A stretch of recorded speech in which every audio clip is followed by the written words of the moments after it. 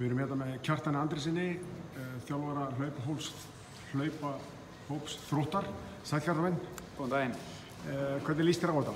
Þetta er bara flott og bara það hefur verið mikil vakning í hlaupum síðustu 2 áratugi sérstaklega. Það eru komnir hlauphópar og skokkhópar allan bæ.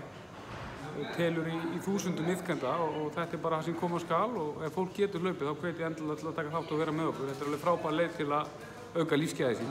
Hvað er markmiðið svona með hlaupahópi Þróttar? Sko, markmiðið er náttúrulega að búa til þéttan og góðan kjarna sem er að hlaupa þetta 2 og 3 í viku og fara þá 2 í viku, vera með 2 vegalengdir, 5 til 7 kílómetra og 10 og 12 fyrir þá sem eru kannski vilja fara aðeins meira og vera svo með 1 langt hlaup helgar. Þá á laugardögum og fara þá kannski á stað 9-leytið á laugardagsmorgnum og taka þá lengri vegalengdir, kannski 15 til 20. Þannig að þú hvetur alla til að mæta því? Já, ekki spurning. Þetta er alveg kjörin leið til að bara auka lífsgæði sín og bara hreyfa sig og koma sér á stað og vera með. Þetta er góð stemning. Já, og þetta er frítt til að byrja með? Frítt til að byrja með og bara hvet alla. Þú ert ekkert annað en að gera en að eiga bara hlaupaskó og galla og koma og vera með. Við erum með vesti og við höfum teygjuæfingar eftir hlaupin. Já, sko, við komum hérna 10 mínútur fyrir hlaup og hitum upp og gerum teygjur og svona hitum okkur.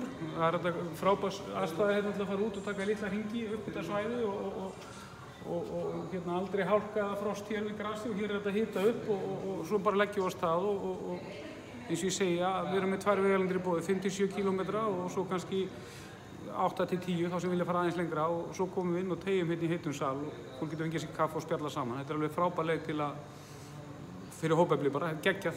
Glæs, takk hjá það. Já, gaman.